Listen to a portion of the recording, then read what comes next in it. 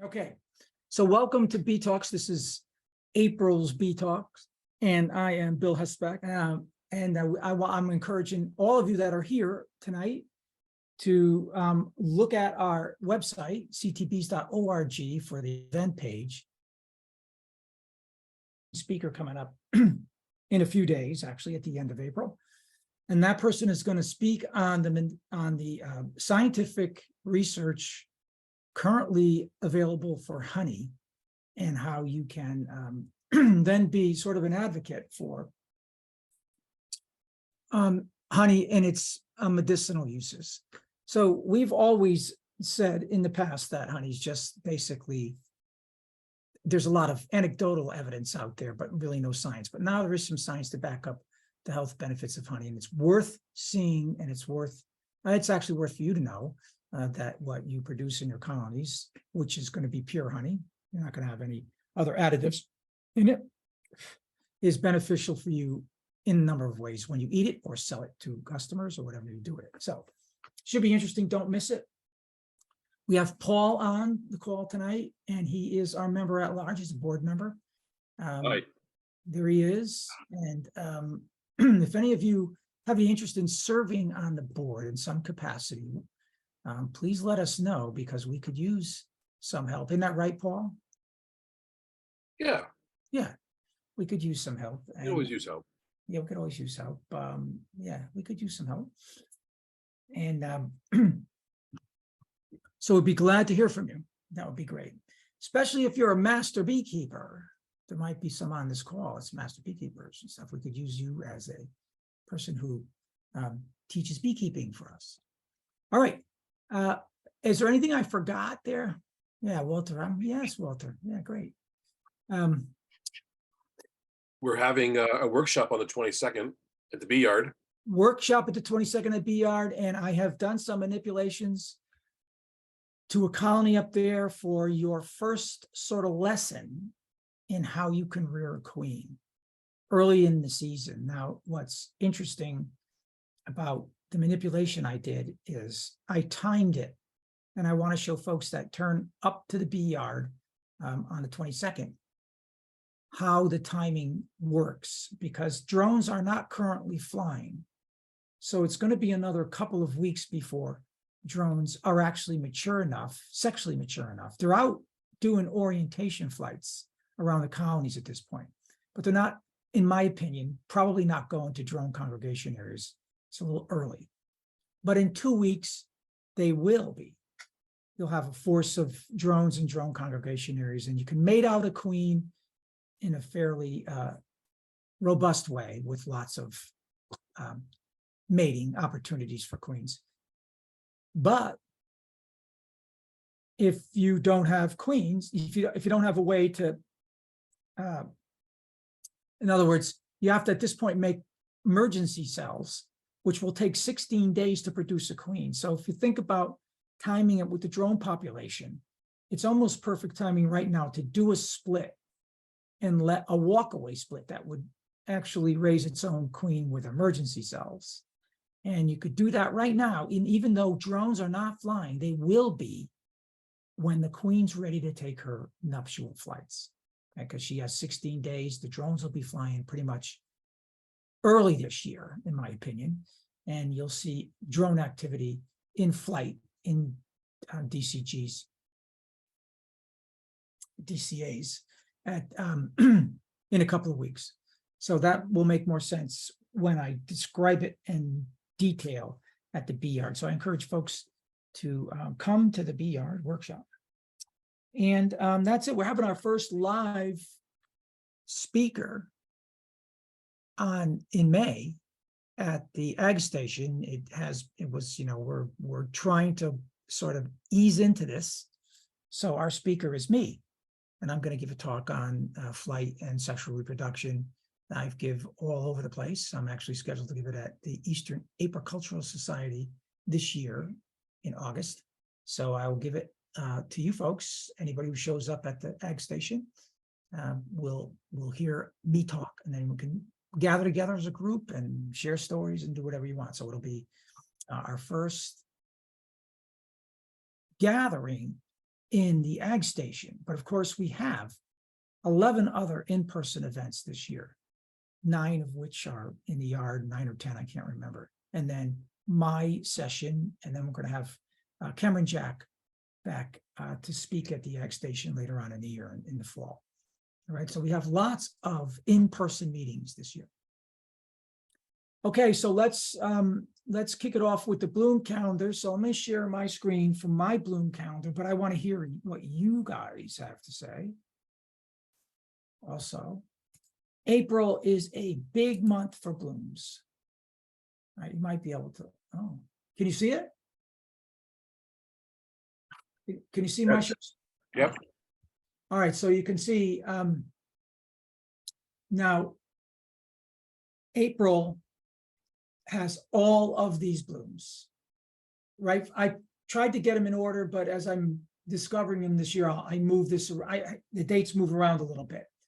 But all of these come out, and some of these are really big sources of both pollen and nectar for bees. So this is the reason why, April's the reason why you can meet the May flow, which is on the next page. I'll show you that next month, and produce honey. In these cases here, with this here, you usually don't make surplus honey out of this. All of this is for bees to bring nectar back to the colony and make wax with it, and then also feed larvae and feed themselves. And so this is pretty much nectar that stays in the brood nest and doesn't go into supers. But take a look at this list. And by the way, I put other little things on it, like the queen bumblebees are flying this year on April 10th. Actually, that's about 7 days early. And I also saw something else out I wanted to add on here. I forgot right now, but all the way from Helleborus all the way down to redbud at the end of the month. And here's where the apple orchards come out, down at the end of the month. Here's where white Dutch clover comes out. And look around here for dandelion around April 18th or so, which is like, 5 or 6 days.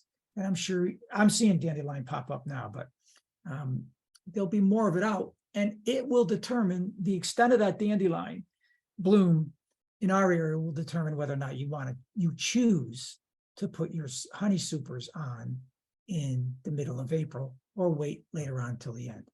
All right, so, but you have an opportunity by the time you get to the end of the month, your honey supers should be on, if you're going to try to make honey. All right, so what are some of these things like? Pussy willow is dioecious. So you might, which means that there are male bushes and female bushes. The male bushes you see are this beautiful yellow bloom, and they look like yellow trees this time of year. But the female is where the nectar is. So the pollen is on the male tree, of course, and then the nectar is on a more sort of plain looking pussy willow. The actual pussy willow itself looks the same, except it doesn't have any stamens, right?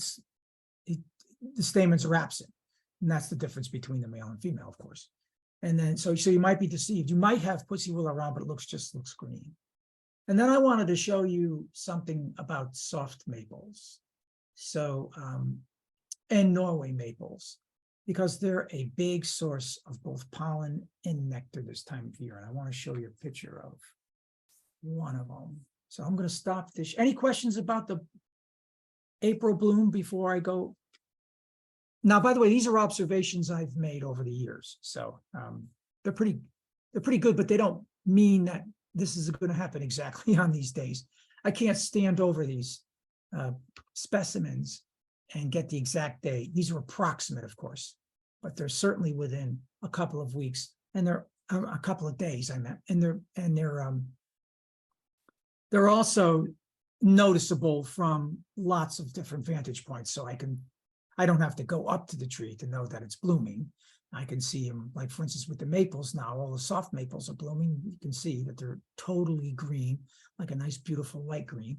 And those flowers are out. You know that without going up there. Then I just mark them on this calendar. So I have shared this calendar before. I'm willing to share it again. But what it does for you is keeping a bloom calendar to this extent will keep you informed about your bloomscape. And is it occurring on time? Are bees working these different blooms? And, you know, puts your mind at ease that there's both pollen and nectar coming back into the colony. It's not something you have to guess at. All right, so before I move on, I want to show you something kind of cool about, let's see something. All right, so let me get this other photograph up.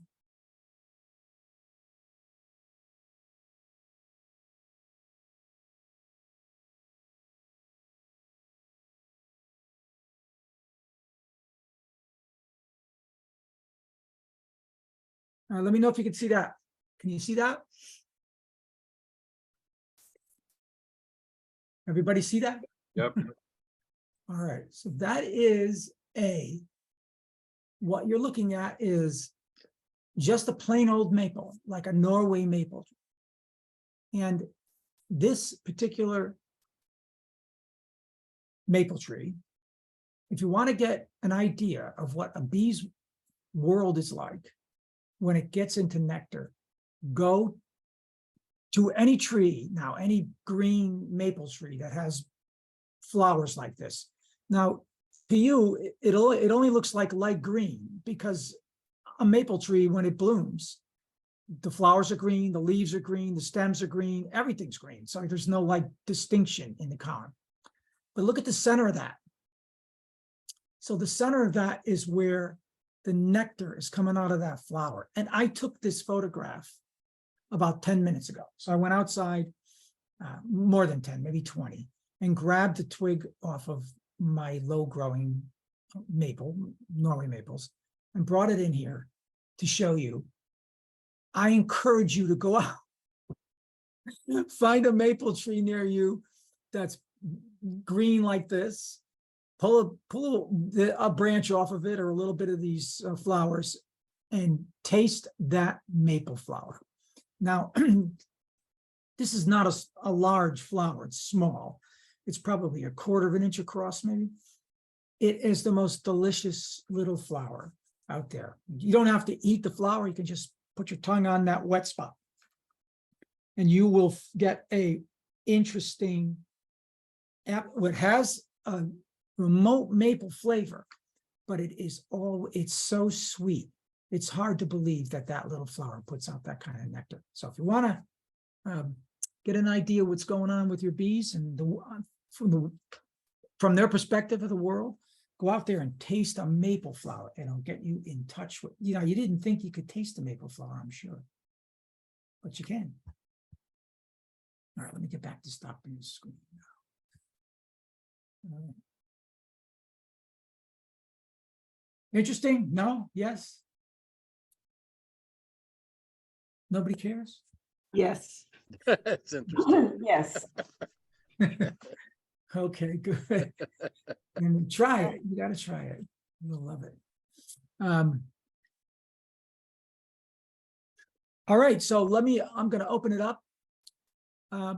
Okay, thanks, Linda. Yeah, so you don't know, it's Zoom, you have no idea, man. All right, so let's open it up. We did have a little discussion. We are getting into swarm season at this point, and what you're likely to see in your colonies at this point, if you do your inspections, and I'm not talking about a new box now that you just installed, maybe, or you're going to install, that won't have swarm cells or swarm tendencies for a very long time. But if you've got an overwintered colony, at this time of the year, you will see the first sign that the colony has some intention to reproduce. And what it'll do is build a bunch of cups or queen structures. And those are important for you to look at. You flip what you do to find them is you take, if you have overwintered in double deeps, you lift your top box, slide it gently back over the bottom box, and then tilt it forward at a point where it won't fall off the front. And you'll see underneath on those, on the bottom bars of the top box, you'll see these queen structures. They're tiny little, maybe somebody can look one up on the internet and we can share it. You know, we don't have, let's see, who's here? Okay, all right. Yeah, if somebody wants to look that up and share that, we'll take a look at what they look like. They're like little, they call them buttons, queen cups, but they're small. They don't look like a regular cell, and they're empty this time of year most of the time. But in a week or two, they won't be empty. There'll be an egg in them. Once there's an egg in those cups, that colony is on its way to swarm. Right? That's a time when you really can't stop that colony from swarming. There might be 13 or 14 of those that you see on the bottom bars, and then there might be another 3 or 4 that are hidden on frames inside the cells. So this year, what we're going to do is we're picking a colony up at the bee yard that is both gentle and productive, and what else? And survives the winter. And we're going to raise queens from those queen cells. We're going to allow those queen cells to develop, and we're going to try to avoid a swarm, and but make splits out of those queen cells. So we have 2 examples of queen cell production up at the yard this year, which I encourage you to take a look at so you can get an idea of how you might be able to do it yourself. If you're going to do a split at this point with a big, large colony that you think maybe too robust at this point, and you know you're going to lose to the trees, you can do a walk-away split, as I have done with mine, and you have to leave the colony, the donor colony, with the queen, or you can do it the other way. You can take the queen and put her in the split, the mother queen, and then let the donor colony raise its own queen. Either way, it doesn't really matter. It's probably best to do a strong side split, which means you let the you have the colony build, the large colony with large population build out emergency cells and raise a new queen. So that's one way you can do it. So but that requires that you do some inspections and get a good footing for what's going on. So are there any questions? Let's open it up to questions now. That's the little introduction I wanted to talk about with swarm cells, but let's open it up and see if anybody's got something they want to talk about. Nothing. Okay, what do we got here? All right, who's going to read the chat? Me, I guess, huh? Okay. All right. Okay, wait a minute. What do we got in this chat here? All right, so take a look at that. Take a look at those. Those are definitely swarm cells that I'm going to share this screen. Somebody put this up in the chat. These are swarm cells. And you can see how they, can everybody see that? Yep. Okay. All right, those are swarm cells. But it does illustrate what I was trying to say. Nice solid brood pattern all in here, right? Just a few breaks for heater bees or whatever they are, and heater cells. And then here's if you look here and here, you're seeing cups. But then there's another swarm cup there. That's what you'll see this time of year. They're that size. Once they get an egg in them and start to grow, the bees will make them larger so that they can raise a queen in them. All right, so they're peanut looking and shaped, and they get rather large, but they're along the bottom bar in this case, classic sort of swarm configuration.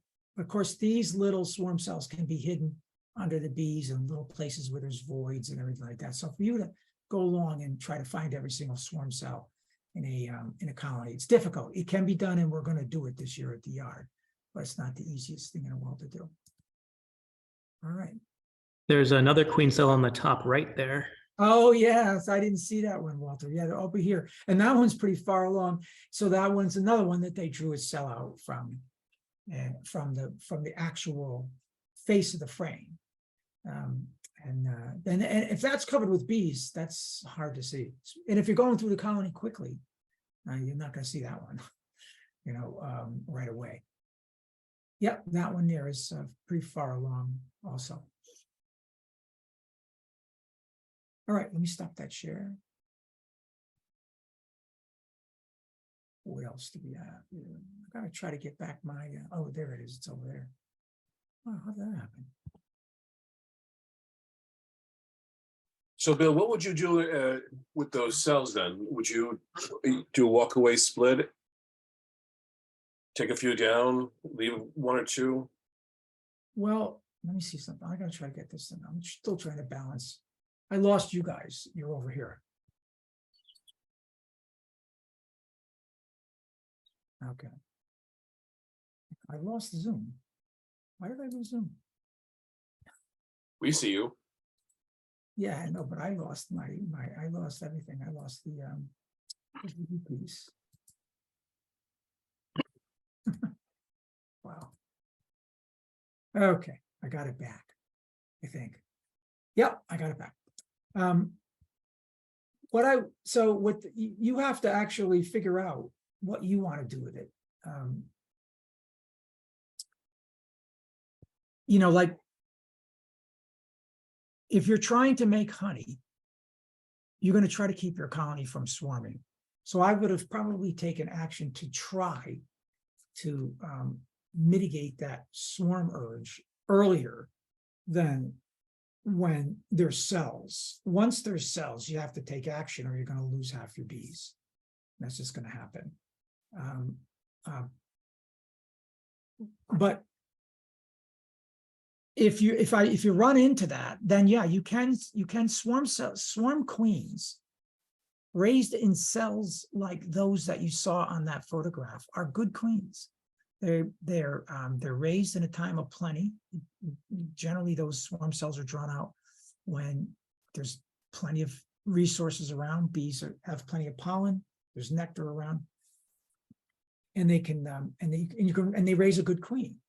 And if that's a colony that you want to preserve in your yard, if that colony is, like I said, gentle, maybe made a lot of honey, or did something else, or something you want, or just don't want them to swarm, then you can break off those cells. You have to go through that colony, find all the swarm cells in it, and you can usually take about 3 or 4 frames out of it with nice swarm cells on it. You could make 3 or 4 splits out of it. You could split that colony a number of different ways, or you can make one and then try to go through that colony and find all the other swarm cells. And for that, you'd have to shake off all the bees on 20 frames.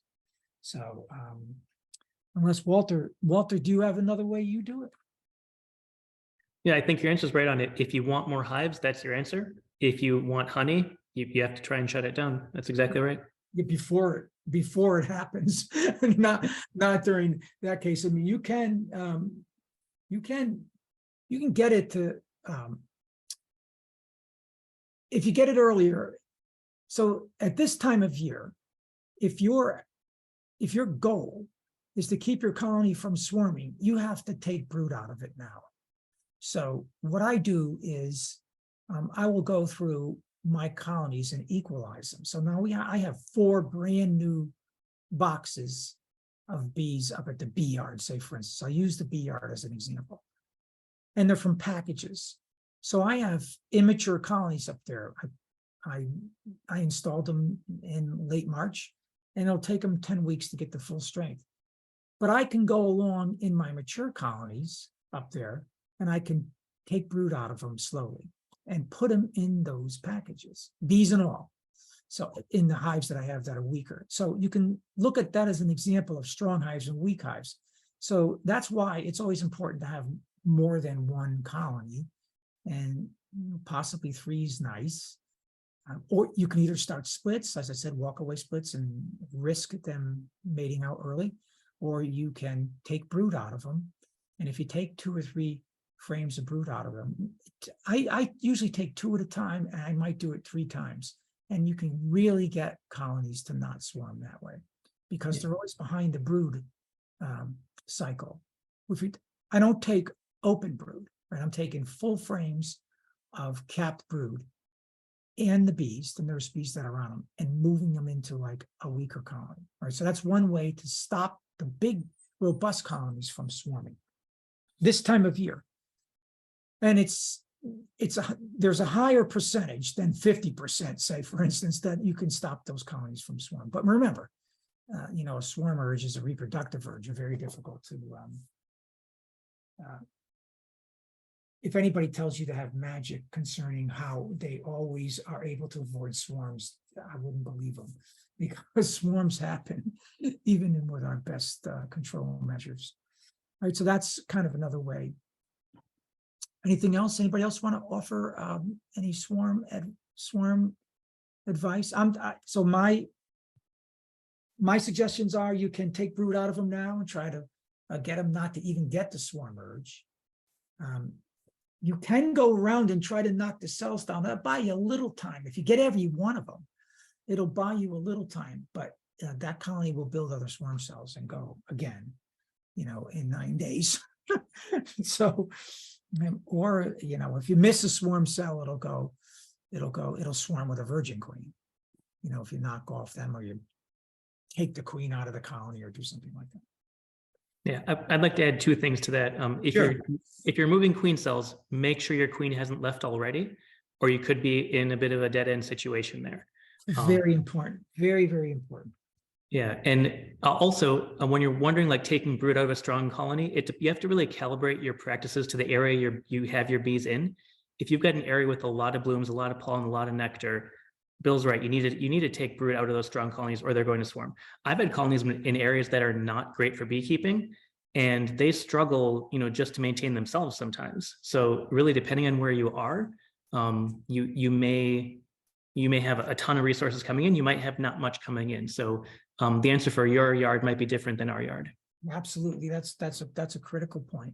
And I want to back up on Walter's observation, which we all know, but I forgot to mention. Once all different configurations occur, but for the most part, once swarm cells are capped, and I think that frame did have capped swarm cells on it, it's likely that your colony has already swarmed, or is about to swarm. Now, I've seen all kinds of different sort of configurations that I've actually seen, capped swarm cells and the original queen, the mother queen, in that colony, and still laying. Really, really odd kind of a configuration. But it won't be long after swarm cells are capped that colony will swarm, and you'll get in there and you'll look at it. This is a difficulty that new beekeepers have a lot. And you'll say, wow, it looked like there was a really big population of bees in there. It doesn't look like it swarmed to me. Yeah, there's swarm cells in here, but I can take brood out of it or whatever. But Walter's message, Walter's comments are pertinent, that you're looking at a colony that might have had 60,000 bees in it, or, and you're looking at 30,000 bees in the colony. That looks like a lot of bees. That's 3 times the size of a package. That's a lot of bees. And you might look at it and say, oh, well, this colony didn't swarm. There's a lot of bees in it. And if you don't see evidence of a queen in that colony, and you see capped swarm cells, you're better off leaving it alone than you are taking those swarm cells out of it and leaving the colony helplessly queenless. Because if you don't have a queen, if it's swarmed already, and you knock down all the swarm cells, you're going to have a colony that can't raise swarm cells, because there won't be any eggs and there won't be any young larvae in it. Hey, Right. Bill, Yeah. just want to add one more thing. So I love taking these frames and doing splits with them and getting new queens out of them.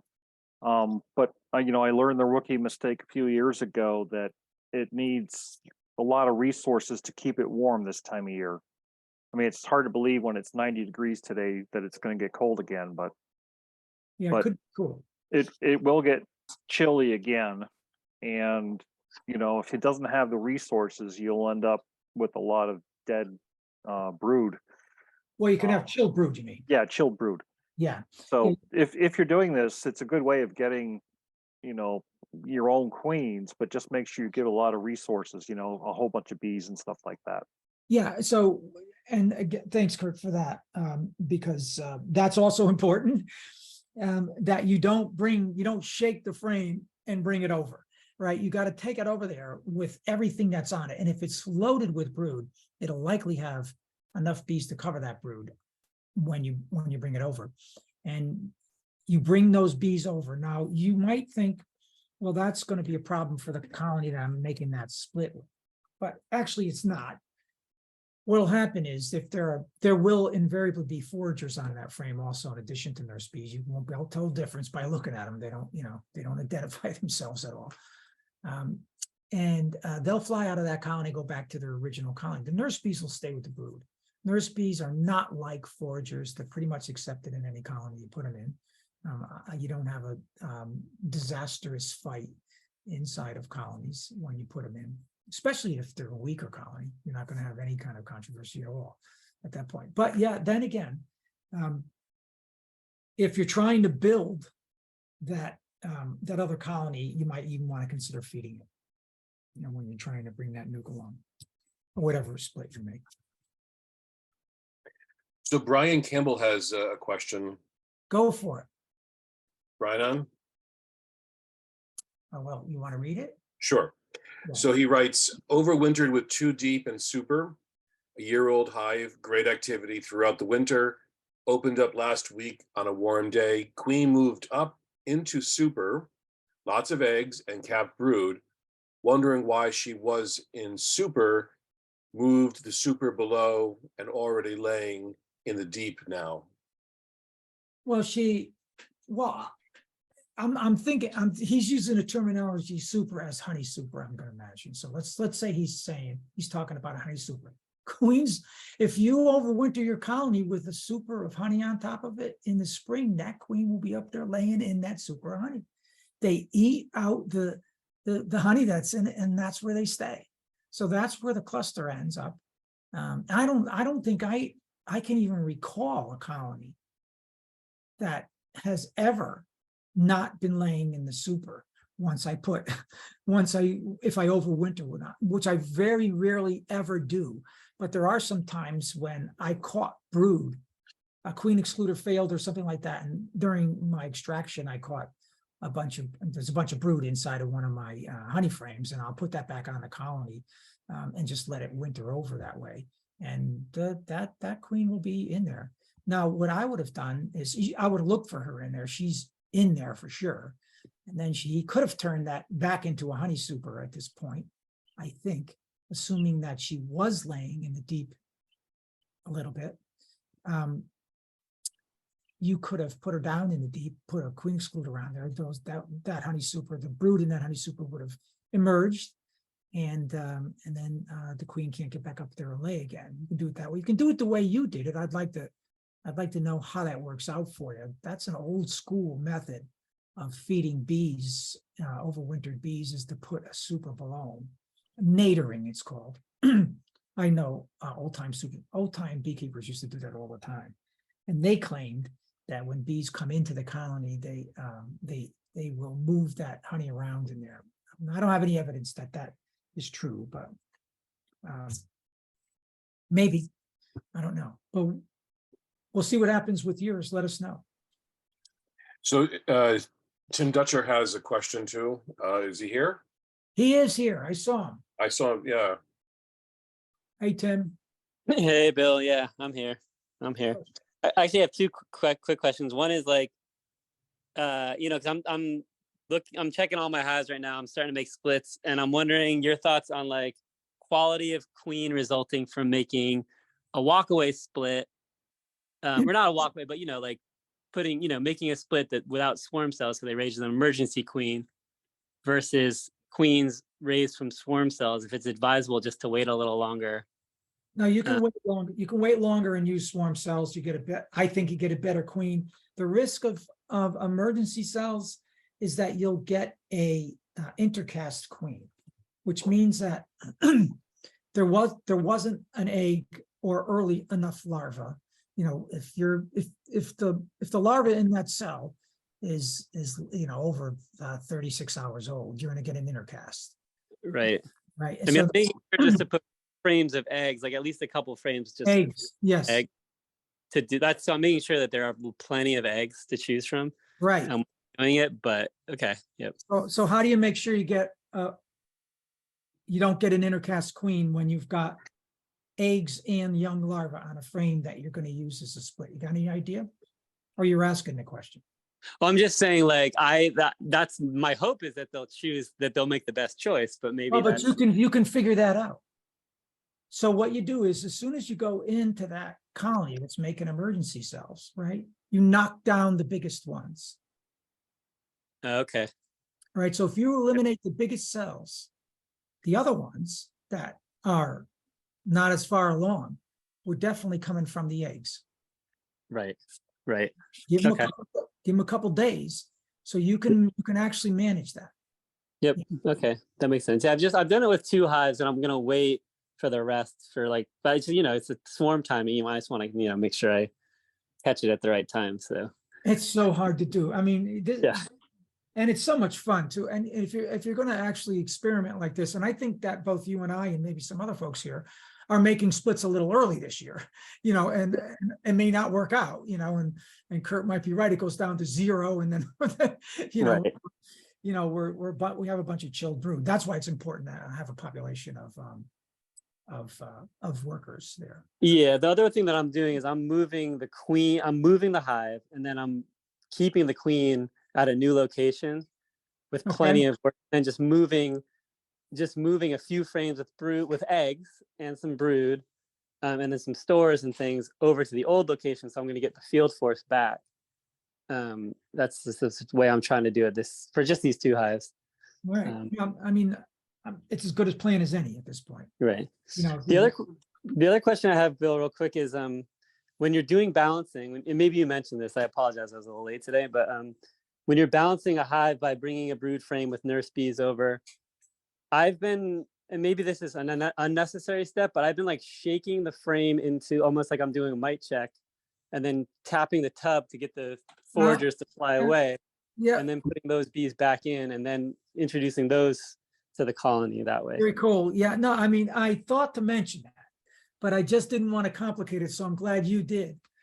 So that's the way you complicate that procedure, but you will get a larger percentage of nurse bees that way.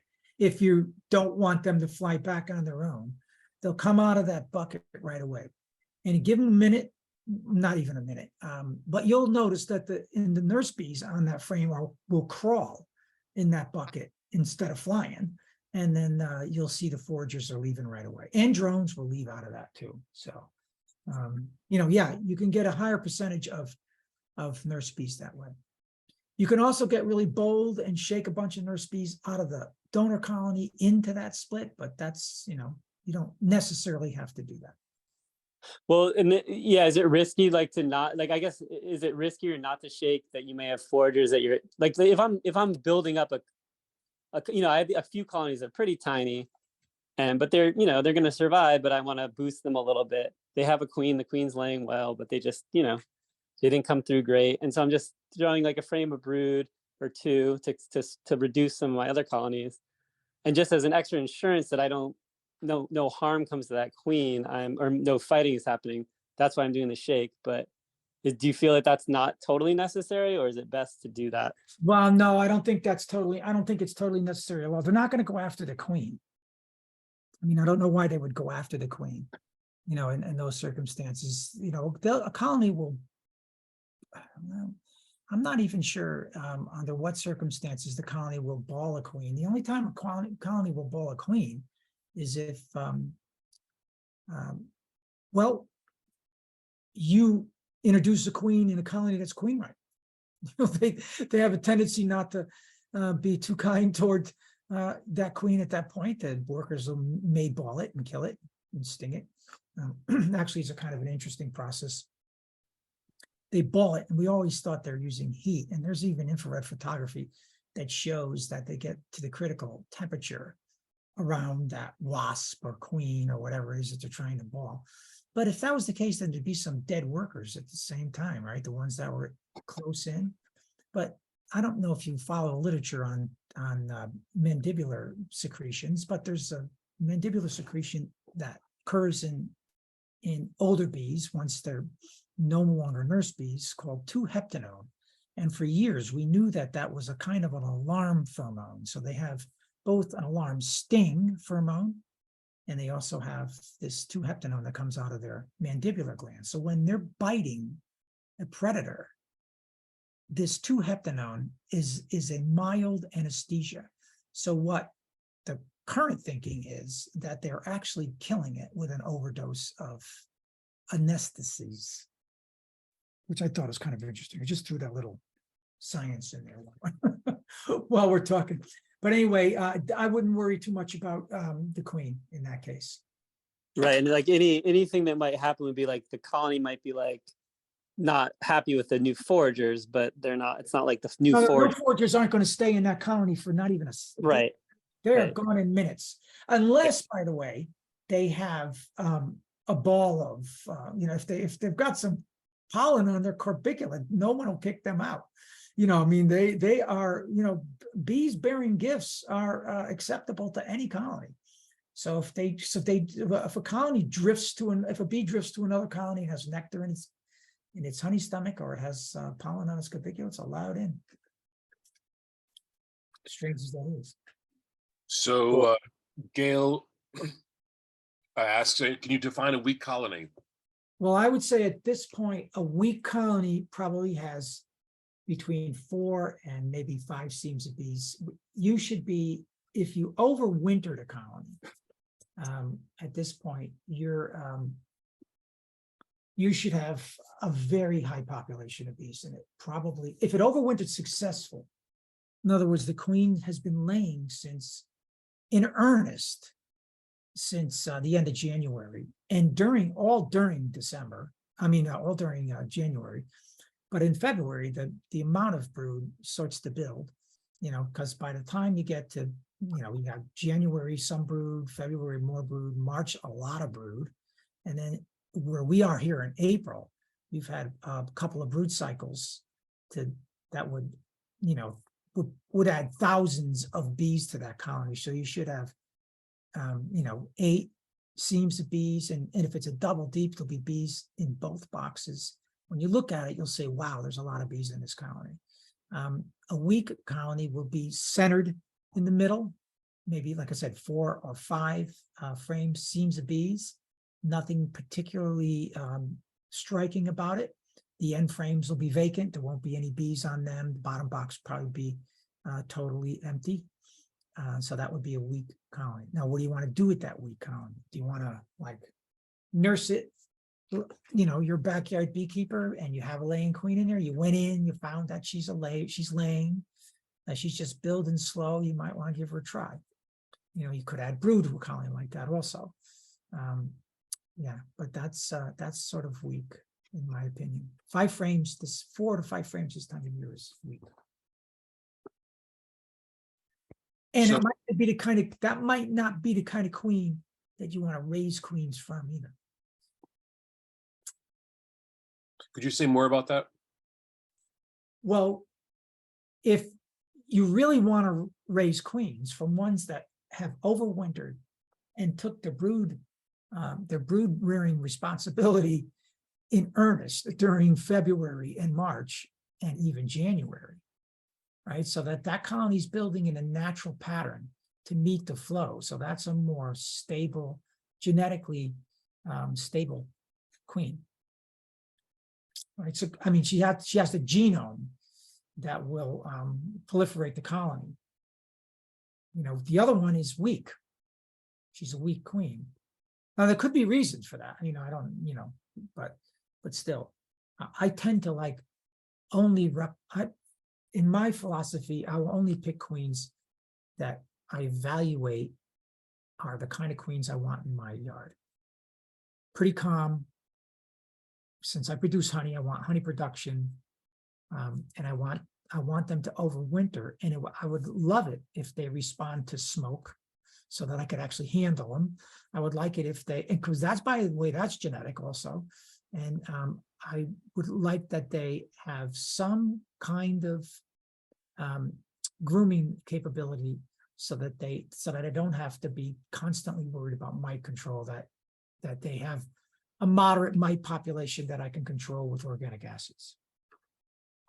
So that's the kind of queen I like. I don't care about looking for these marvelous genetics, because it doesn't matter to us. You know, that's not what we're doing. If we replicate, if that queen behaved the way I just described, and you raise a queen from that, the odds are that 50% of her genome will be in the bees that come out of her daughter, and you might proliferate a little bit of good genetics in your yard. That's all we can do, you know, unless you want to spend tons of money on specialized queens.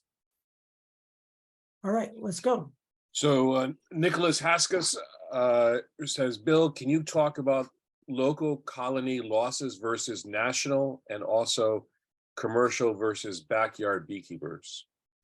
Well, backyard beekeepers lose the most colonies of all. And the reason for that is, in my opinion, well, by the way, let me start back up. On the national level, Connecticut, from what people have reported, were below average in survival. All right, so where it might be 35%. I'm just going to give you numbers now. 35. You can look at the Bee Informed Partnership and get the exact numbers. But if the national average is 30%, we're probably going to be closer to 40 in Connecticut. So we seem to lose more bees. It doesn't necessarily mean that survey's accurate. I'm just telling you what the national numbers reflect. It could be that successful beekeepers in Connecticut aren't even reporting, so the numbers might be skewed or biased in some way. But that's what it shows, that Connecticut's a little bit higher losses. So what was the rest of that question? Okay, local versus commercial beekeepers don't lose a lot of bees, because the primary reason that bees fail in Connecticut, especially, is, and our mentors are seeing a lot of this with new beekeepers especially, is that they don't treat or check for varroa. So if you don't do that, your bees are likely to die. And they're likely to die in December, early on, if they have a big viral load. As soon as the cold weather hits, they die. Even big, huge colonies die if they've been predated all year long with varroa. So we have, I think, but I don't think this is particular for Connecticut. This is for backyard beekeepers in general. They don't do anywhere near as good a job as commercial beekeepers at controlling varroa. Now, having said that, you don't want to know what commercial beekeepers do to control varroa. I mean, this is not something that I suggest you engage in, because they use all kinds of illegal treatments to keep their bees alive. Right? So we don't have a tendency to do that. So what I'm suggesting, I'm going to try to get some help around this. Maybe some of these master beekeepers and folks on this group that are more experienced. I think I want to put together a prophylactic treatment schedule that shows that will, for folks that are too afraid to go in their colonies. I think fear has a lot to do with it. They might not want to get stung. I don't know, or they're just afraid. New beekeepers especially are afraid they get in there, they'll kill something. They'll kill the queen. They'll ruin the colony. I mean, it's a very, very intimidating biological animal. I mean, and you're looking at a colony of insects, and you're saying, I can do something wrong here easily and kill this thing. They're way more durable than you might think. But I think that's a lot that keeps people out of colonies. So if you're not doing anything, Bill, I'm surprised to see how many people don't want to do an alcohol wash because they don't want to kill the bees. well, yeah, I mean, and that's that is a problem also. Kurt, they don't want to kill the bees with an alcohol wash, but you donate blood, right? I mean, and you kill a bunch of blood cells, millions and millions of them, when you give blood out for a blood test to see if, but it can save your life. It's the same thing with bees. 300 bees in a season, when the colony's bringing on 1,500 recruiting 1,500 new bees a day, and 1,000 are also dying. 300 bees doesn't make any difference at all. And I would suggest you don't do sugar, because sugar is going to give you an inaccurate reading. So, but killing 300 bees in an alcohol wash, when 1,000 other ones are dying a day, is not significant enough to make a difference in that organism. So yeah, I get it, Kurt. They don't want them, and that's a shame. And but it shouldn't keep you from monitoring them some other way. Like you can put a drop board underneath the colony and look at it after 72 hours and see how many mites are falling on that board. It's not as accurate as a wash. And anyway, we've recently got some bad news about our wash technique, which I'll explain in the letter that in the protocol that I put together. So if you're interested in statistics, Walter put in the chat some graphs and a link to follow up on that question. Okay, great. Peter Hayes has his hand up. Peter. You're muted, Peter. Peter, you're still muted. Okay, There you sorry are. about that. You can hear me now, right? Yep. Yes, we can. Okay, so related to that whole discussion, so I had an interesting hive last year. In June, I did a formic acid, but it didn't have a huge mite load. In August, it had a huge mite load, so it was 71 in an alcohol wash. Oh, 300 bees? Yes. Yeah. And so I went ahead with using Apigard Thymol treatment in September, which takes several weeks. And in some of the first, and I was pulling the board and doing, rough counts. There were literally thousands on a few of those first days. Right. And then I did it, but it came way, way down. Okay, after, I don't know, 4 weeks or something like that. And then I did a oxalic acid for both my hives in December. The hive looks like it's booming right now. The one that had that big height? Yeah, which I'm totally surprised by, but I guess maybe it's a story, don't give up. Now, I haven't looked at them closely, make sure there's no viruses or Oh, you can't. deformed wing or anything like that. But Oh, deformed wing, yeah.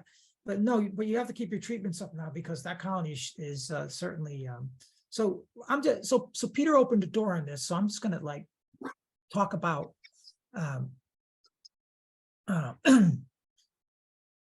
this new research that just came out. Zach Lamas out of the USDA did a fairly intensive study on our actual roles. What do we, where do mites actually reside in the colony? And what he discovered was that we're actually rolling the worker bees and getting mite counts later on in the season, when what his research indicates is that bees, that mites actually reside on our drone population during the year, not on our workers. And if we're sampling workers and not drones, we're on the wrong bee. So we get low counts during the summer when we do our washes, and we think our colonies are all right, except they call them dispersal bees now. They used to be, they call them dispersal mites. They used to be called phoretic. They're actually on the drones. But when the drone population decreases, they migrate over to worker bees because there's no other bee for them. So if what he says is true, Zach Lamas, then, and I suggest you go do look at his research. Somebody can put up a link to it and look at his YouTube talk and see what you think. But what he's saying is the varroa population is mobile. in the colony, and we're missing it in our washes by doing worker bee wash. So this year I'm going to try it out a little bit. I'm going to cage my queen in some drone comb and see if I can get a mite count on drones when I shake them into the alcohol wash and see what happens. You know, and I'll compare that with the workers. Maybe somebody can help me. I'll do that up at the bee yard. All right, so that's an interesting. So Peter, I'm so glad to hear you say you saved that colony. So if in fact those mites were migratory, right? When you killed them as they were coming into your colony, somehow or another. We haven't figured this out yet. I mean, we don't know where they're coming from.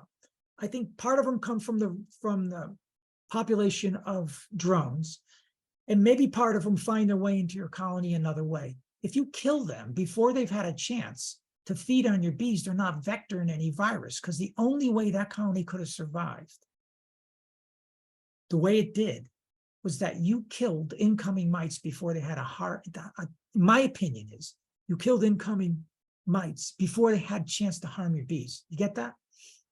It's like you're shooting them coming in the door. They haven't been able to vector a lot of disease in the colony. So I think what you did is exactly right. And on some circumstances, the colony will die anyway. But I also have had that same experience. I had a colony that I used to call it the Frankenhive. It was huge, and it had a high mite load every year, and it survived like crazy. And so that also goes to show you that that colony has we're going to call it a tolerance for mites. And it's a good queen to breed from, in my opinion. But other people might disagree with me. But Okay, so the next question is from Kirsten Mason. If you move a frame of capped brood from a strong colony to a weak colony, where do you place that frame? On the outside of the brood frames, in the middle of the brood frames? Thanks. yeah, well, if there's a natural brood nest occurring in the weak colony, in other words, the queen's laying somewhere in the middle frame, somewhere like that. You don't have to open up the exact middle and dump your frame in there. You know, you can put it on the peripheral, but not at the ends. So keep it where the majority of the workers are, in the center, centrally located, but not right in the middle. Leave that brood nest as intact as you can, and put this one right near it. Don't bring the queen over from that colony and put the queen in there. Make sure you leave the queen back in the colony came from.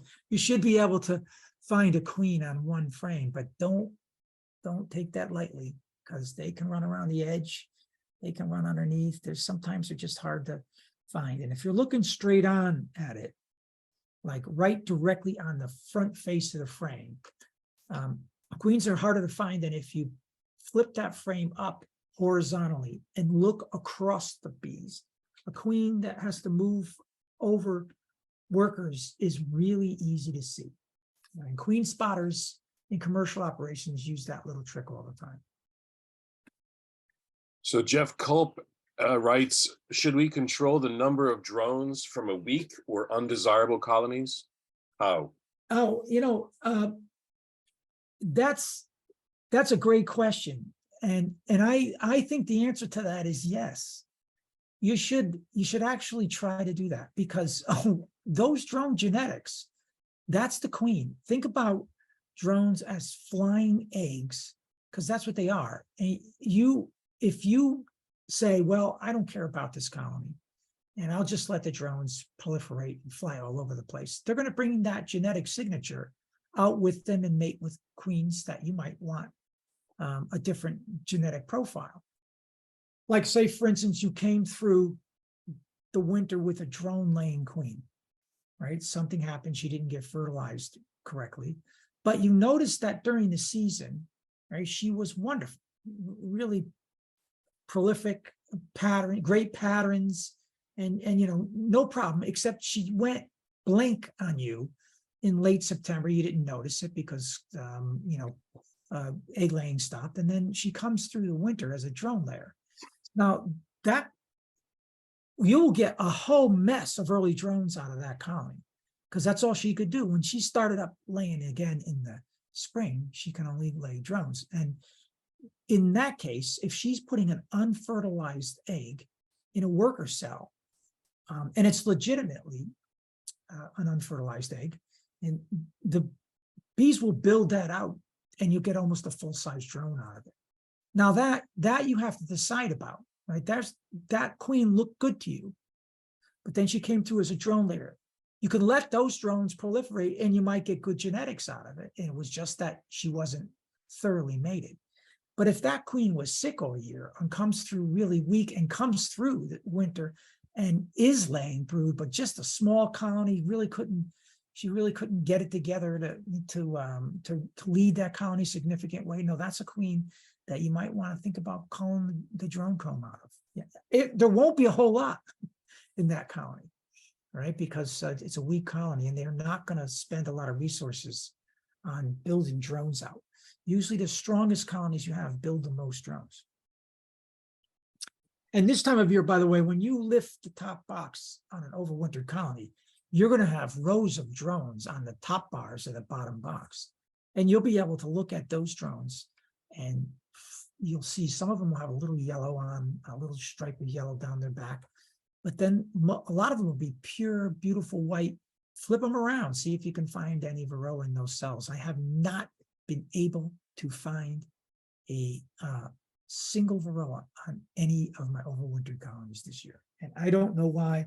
I'm sure they're there, but I wasn't going to treat them with formic acid to try to figure that out. I gave them a couple of applications of oxalic acid, and I couldn't get any dispersal mites to drop. So I don't know. Maybe Walter was going over there and taking care of those bees when I'm not looking.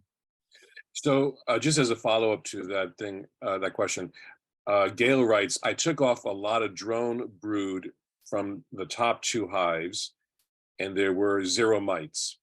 Is this helpful information at this time of year? No, from drone, Yeah. it's not really that helpful, because it's nice to see that, if there was a bunch of mites in those drones, that would be useful. But the fact that there's none, this is the time of year when there isn't a big mite population in an overwintered colony, but there should be some. If you should see some, and but it's not that useful. It's never actually the only time that I think looking for mites in your drone population might be on 2 to 3 day old drones, if Zach Lamas is correct about how mites actually attach to them and not nurse bees. So that would be the only time it would be valuable. Not sure I got that. Okay. So Tim, you want to ask your question? OVA. Thank you for taking it. And then I'm actually gonna have to pop off after I gotta put a toddler to bed. But I'm curious, Bill, speaking of mite treatments and prophylaxis and things, like if I'm making some splits and having them raise their own queen, there's gonna be a break in the brood cycle. And I'm just wondering, like, if giving like some oxalic acid vapor or an oxalic acid treatment, what the timing of that might be. I'll tell you the exact timing. The date of your split. If you're having them make their own queen, not from cells, but from not from swarm cells, but from emergency cells, correct? Right. Yep. Yeah. Day 21 is when you treat with oxalic acid vapor, and every single mite will be out of any brood cell you put in there. And that won't have any like negative impacts on the queen. No, it will. It's so OVA is so harmless to queens. I can't think of the hundreds and hundreds of OVA applications that I put in colonies. I have never had a queen problem with OVA. I don't, if she lands on the nozzle when I happen to put the OVA in and she's cooked, but I've never had a queen problem with that. You can get it with dribbles and you can get it with formic acid, but I have never had OVA problems with queens. I wouldn't worry about it. It's always day 21 with a split from emergency cells. your queen won't even begin to lay for 29 days, your new queen. So that covers any drone comb, any drone cells that were in that split, and any worker bees. They're all emerged, they're all out. The thing will be totally broodless. You know, it's very, very difficult with a walkaway split to get a queen laying in less than 29 days. It can be done, but it's really difficult. Great. Thanks, Bill. Have a good night. Yep. You just got to remember that one number. 21. Yep. So Carol Gabrielli writes, what are your thoughts about clipping the queen's wing or wings? Just don't cut her in half with the scissors. Well, okay. That's not a good idea if you do that. Right, Armando? You wouldn't recommend that, would you? So, yeah, no, you can clip your, that will give you a puddle swarm. That's what they call it. The queen won't be able to fly, and she won't know it, actually, because she's inside the colony. They usually cut about a third of the wing off. And that will buy you a little bit of extra time in the springtime if that's something you want to do. The queen, as I mentioned, won't be able to fly, so you'll find either that the bees, she won't go with them because she can't fly. They'll pull her out of the colony. I've seen queens actually being during swarms, because I spent a lot of time walking around in bee yards when I had lots and lots of colonies, and I would see swarms occur. And I had a little bucket that I used to carry around with a little queen excluder strip that I could go to the colony, run over to the colony and pin on and keep the queen from leaving, and then I could do whatever I wanted to do with the colony. But that colony would still, the worker bees would still fly out with that little queen excluder on it, and thousands of them would come out. And they go up into some place and get a really half-formed bivouac somewhere and come back and go inside the colony because there's no queen with them. So when you clip the wings of a queen, what you've done is made it impossible for that mated queen to leave with the swarm, and she'll get dragged out and she'll end up falling right down in front of the colony usually. And the colony will then think, hey, the queen left. Lots of bees then, combination of workers, drones, everything, about 40% of the colony, maybe 50% will leave. And they'll do the same thing that happens when I put my little queen excluder on there. Except the queen won't be able to get back up into the colony because she can't fly. So we'll end up with is a swarm of bees around her on the ground. They won't abandon her. Most of the other bees will go back into the colony, but that queen will be down there in a puddle, called a puddle swarm. And you have to take action on that. You will go down there and you will find a queen in that puddle. I guarantee you. Now, what are you going to do? After that point, you've got capped swarm cells in there. You didn't lose your queen. If you wanted that queen, you have her. You can make a split, not with swarm cells, and you can put her in there. You can do lots of other manipulations to the colony at that point to try to keep her in it. You can put her back in that colony, but that would be a waste of your time because they'll just swarm with a virgin. And the next time they get a chance, or they'll swarm, with other, but yeah, you'll have your queen. Is Darlene and Marty around to ask their question? I don't think so. How many days should I wait to install a new package of bees into a brand new hive? Well, when you get them, you install them. What do you mean? I don't get that. When you get them, you install them in a new hive, right? What am I missing? No, I think that's the answer. Oh, you don't have to wait. You can install them immediately into a new hive, right? There's no information here. I'm not sure what the concern is. I can share that there's some internet knowledge that says you should wait for a couple days to make sure. There's the risk that the queen cage may have been put in that morning before you got your package, and the workers may not be totally friends with the queen yet. So there's some internet advice that says wait for a couple days.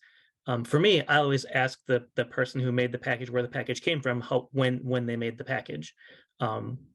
But a lot of new beekeepers I've found have this, they hear that you're supposed to wait for a few days before you actually install the package. Not here in the north, not for us. Because first of all, the queen, those bees are shook, right? And then they've probably been with that queen for 2 or 3 days before they get to us, because they have to make the trip up here. So maybe if you're going to get, if you live in Claxton, Georgia, and you're going to get a package of bees at where they're shaking bees, I agree, you might want to do that.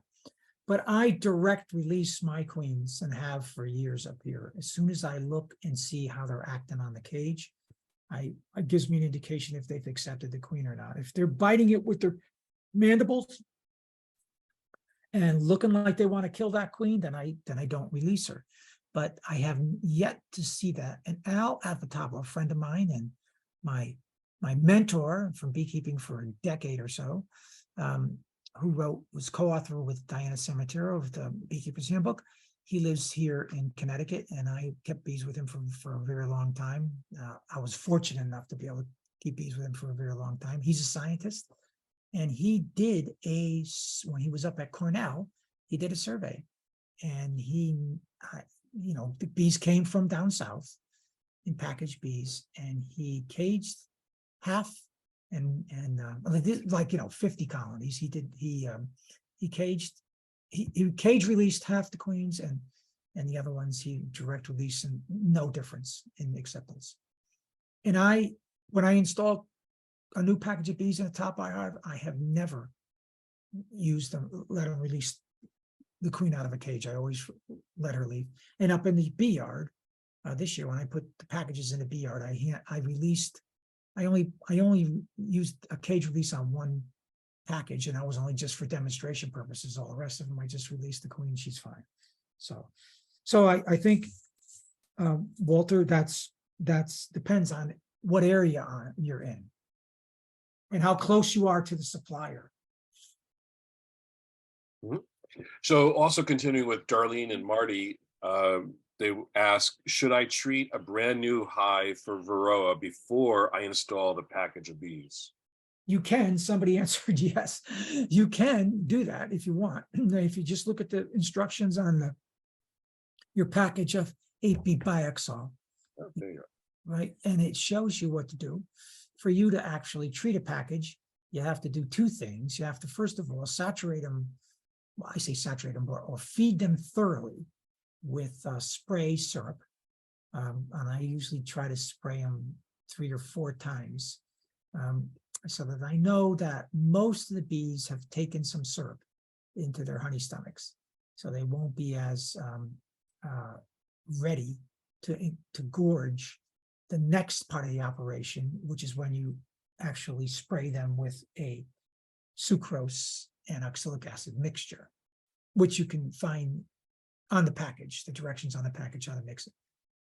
So for a packaged bee, you have to spray them with syrup a few times, and then spray them with the oxalic acid. You can do that right in the package. What I like to do is, if I'm going to do that, I'll take the queen out while I'm doing it, and then just put it right back in. It doesn't, maybe that's a little bit of a problem for new beekeepers, but if you do that, I mean, you'll keep the queen out of that whole process, because she can't move away from anything. Like in a colony, if you're doing anything, if you're doing a dribble or a spray or any kind of thing, the queen can move out of the way.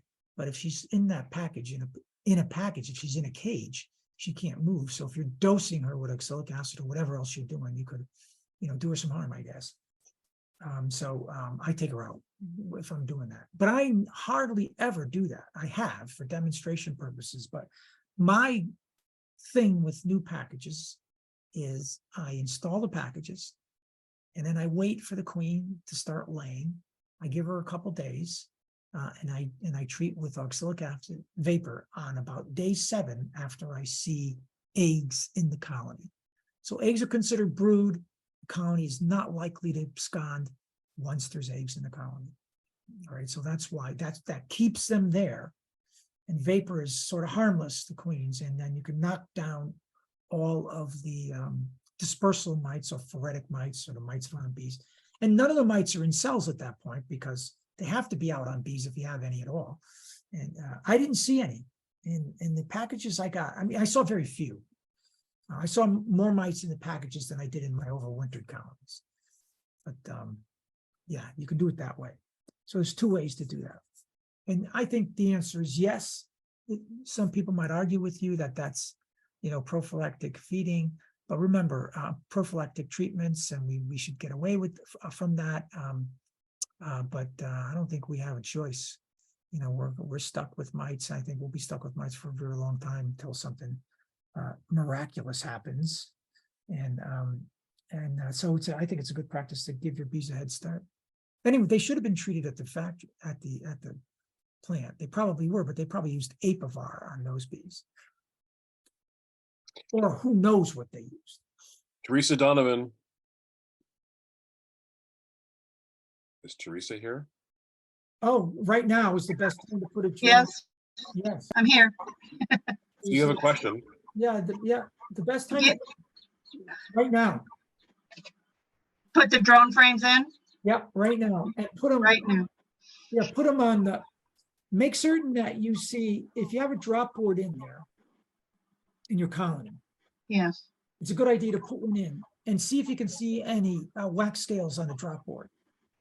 And what that'll tell you is that the bees are actually able to draw some wax. And then put those, you're talking about the green drone frames, correct? Yes. Yes. The green ones. Yeah, put those green drone frames in your colonies, and then let them draw, see if they'll draw them out. Like Kurt mentioned, we're in this false summer right now. We had a false spring, now we have a false summer. And the temperatures can go backward on us. And if they do, then the wax making capability of bees will retard with the temperature, because you need a certain brood nest temperature for bees to make wax. It's as simple as that. And right, so but put them in now, and they'll occupy space. Now, if you have what kind of configuration do you have, Teresa? 2 deeps. And is there a good population of bees in both of those? Well, yeah, I had one weak hive and I combined them. So I'm actually thinking I'm going to split them this coming weekend. If it's take a look at them again and see, because it's a pretty big colony. All right. So Okay. so then I would have one deep, and then the other colony I would probably leave a second deep on, as big as it is. So, Okay, so yeah, so it's hard to figure out with your configuration what will exactly happen, but put them in and see what happens. I mean, they'll first get filled with, if it works like it can, they'll get drawn out. And even if you put them in a little later, they might get drawn. But see, colonies at this point right now are in the business of making drones. That's why you see them in really robust colonies. That's why you see them on the top bar of the bottom box, because they don't have space to lay drones anywhere else, because we've given them all foundation that's worker sized. So and their idea, their goal right now is to make drones. So this is a good time to do it. okay, so just one frame. Well, the recommendation is 4 in a double deep. But Okay. are you going to use them for drone trapping, or do you want to make a drone mother yard? What are you trying to do? I want to try to control the mites. Okay, Or- so you're going to try to drone trap. Right. Okay, yeah. So I mean, two should be enough. If you're going to go on a single box, 2 would be plenty. Okay. Yeah. All so right. Once you get that drone comb drawn out, right, you put the date on top of it when you see eggs. You got to look at that thing. All right. Yeah, First of all, check right. and see that they're actually drawn it out. And then second, see when you see the first egg in there. And then that's the date you put on top of it. You got to get that. Okay. No matter how much it's drawn out, you got to get that frame out of there before 9 days after that. Before 9 Right. days. All right. Right. Day 7, they're going to be well, no, actually, if you don't have to get that frame. I'm sorry, I got lost in my own thoughts. You got to get it out before day 24. Okay, right. That's because drones they have a longer. 24, right, 24. Yes. Okay, okay. Don't All pay. right. Thank you. All right, no problem. All right, we got 4 minutes. We got time for, Walter, you want to add anything to that? Drone trapping or anything like that? Or Kurt, anybody else who wants to chime in? This is, by the way, a great night for illustrating that this is a discussion. Lots of contribution from folks. There was one thing we talked about last year or the year before last, when some people said that, what do you do with the drawn out drone, the green frames? Some wisdom was to put it in a freezer, kill it, kill the drone brood, and then put it back into the hive. But recent research has been saying, don't do that. Well, one of the reasons for not doing that, thank you, Paul, for bringing that up. That's a great question or great observation, is that if in fact the drone population is 8 more times attractive to varroa than worker bees are, chances are that you have a huge reservoir of virus in those drones, and they're live. You kill them, but there's still there can be active particles in their whatever's left after they're frozen. Freezing does not. We learned this with coronavirus. You can have freezing temperatures. Still, you can still get infected off of particles that last a long time. So yeah, so there is some thought that you can vector pathogens into the bees that are eating out those dead drone. Now, the same argument, by the way, has recently been made for hygienic behavior in a colony, that it's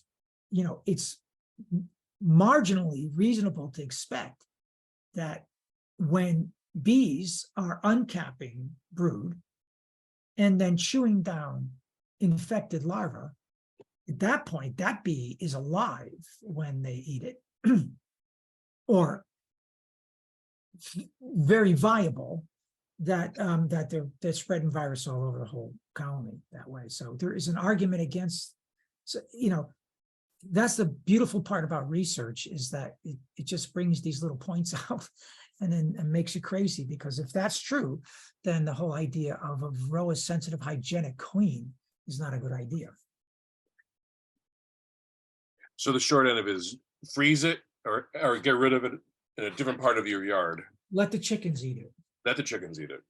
Yeah, and then it gets into your eggs.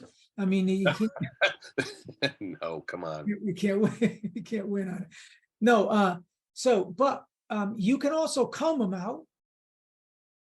You can, if you can save the frame, it's a good idea to save that frame, because you can use that frame later on in the season to cage your queen. So if you have drawn, we'll finish on this note, this thought, take this away. If you have drone comb, it's a great resource for you to do an operation in July, where you can take that drone comb and put it in a queen excluder frame. Now you can make one. There's plenty of illustrations on how to do this online. You can buy them from different bee supply companies. And what that will allow you to do is take your queen and put her inside that trap frame, and she'll lay in that comb. Worker bees will come in there, clean up all the drone comb, and then she'll start to lay. Right, you leave her in there for like 7 days. You have to have 2 comb to do this. Leave her trapped in there for 7 days, and then take her out and take that drone frame and put it in the colony so they can cap it. And then take a second drone comb and put her in there for 7 more days. And once she's got that all laid out, you had your queen out of the worker population for 14 days at this point. Right? You got that? she hasn't been laying in the colony. She's been laying in these trapped frames. Now you let her loose, and you've got, you have to mark the day you started this. On day 14 or 15, actually, you let her out. And then you've got until day 21, from the first time you had her in that drone frame, you can treat, and all of your mites are out on the colony, right? None of them are in cap brood. Because in that 14-day period, a majority of the cap brood has already emerged. The varroa population had no other place to go because the queen's not laying in the worker brood. The varroa will all be migrating over toward the drone brood in the caged device you have already. So you're moving all your mites that are coming out of cap brood over to those drone frames that you have. And now you have two perfect drone frames that have a majority of the mites in your colony, if not all of them. And then on day 21, you can treat, and 24, you can treat with oxalic acid vapor and kill all the rest of them. 14 days trapped in those drone frames. Day 21 and to day 24, you can treat with oxalic acid and you're done. Great strategy for controlling varroa. They do it in Europe all the time. The Italians are famous for it. All right, listen, we're in overtime, but I want to thank you all for coming. It was great to have you here. Thanks for the contributions. Walter, you had something to say. Do you still have a say? Do you want to say that? No, I'm just gonna say I've never used the drone comb trapping myself. Yeah, I know you should try it. I mean, or we should try it, together and see what happens. It is a, you can't do it you don't want to do that in August or September, because now you're affecting winter bee population. So you got to time it right when your bees are losing population anyway. So, you wouldn't do it before the spring build. So you're not going to do that in May. You won't want to do it in June because that's not about the height of your population. But right about the beginning of July is when you're losing more bees every day than the queen's recruiting. So that's when you do it.